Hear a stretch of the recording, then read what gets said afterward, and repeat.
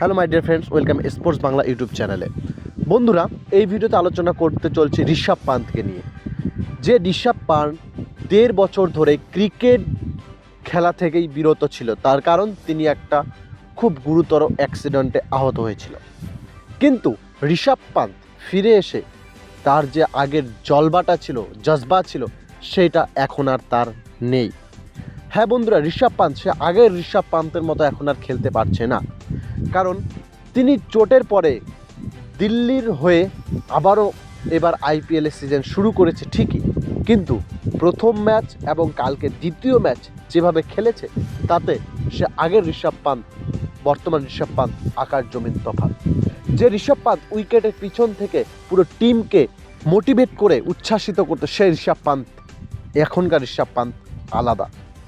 কারণ বন্ধুরা, প্রথম ম্যাচে ঋষভ পান্থ তিনি 13 বল খেলে 18 রান করে আউট হয়ে গিয়েছে।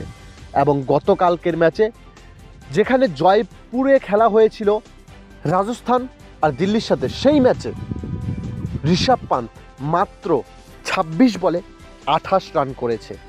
এবং শেষ ম্যাচ দিল্লি কালকের ম্যাচে 12 রানে হেরে যায়। বন্ধুরা, যদি ঋষভ পান্থ এই যে কালকে 26 বলে 28 রানের জায়গায় যদি 26 বলে 40 রান করতো, তাহলে হয়তো কালকের ম্যাচটা দিল্লি জিততে পারত। এর থেকে বোঝা যাচ্ছে হয়তো ঋষভ পান্থ এখনও তার পুরনো পারফরমেন্সে ফিরে আসতে পারেনি। তাকে দোষ দিয়ে কোনো লাভ নেই, কারণ তিনি একটি চোট থেকে ফিরে এসেছে, গুরুতর আহত ছিল, সেখান থেকে তিনি ফিরে এসেছে, সেটাই তার একটা বড় পাওনা।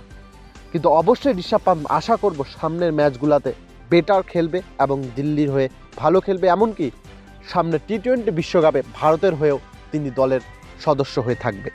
পরপর 2 ম্যাচ খারাপ খেলা নিয়ে অনেকজনই ঋষভ পান্থের দিকে আঙ্গুল তুলছে। মানুষ তুলবেই, কিন্তু তারপরে হয়তো ঋষভ পান্থকে এখান থেকে বেরিয়ে আসতে হবে এবং নিজের সেরাটা দিতে হবে।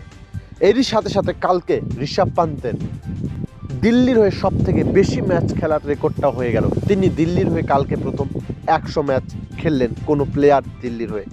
তো বন্ধুরা, সবাই আশা করব যে ঋষভ পান্থ খুব দ্রুতগতিতে তার পুরনো পারফরমেন্সে ফিরে আসুক, আইপিএল এবং সামনে বিশ্বকাপেও ভালো পারফরমেন্স করুক।